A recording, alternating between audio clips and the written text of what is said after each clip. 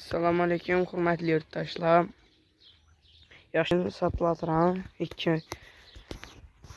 Bunlar için görsüb ötəmə. Bu iki malımız satıladı. İkisi hem kısır. Mallar arkası.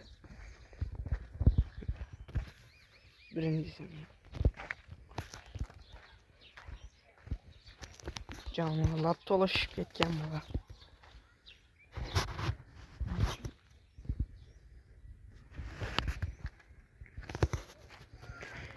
Yani Xuda qalasa iki satıladı.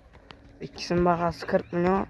Kime kızık bulsa nömerləri kommentariyada yazıb ötəmə. Kime kızık bulsa telefon egesinə telefon vurub əlaqə çıxarır.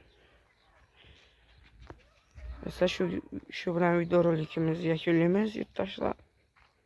Eğer kanalımıza abone yeni bolsanız abone olup koyunlar, bir dana like basınlar.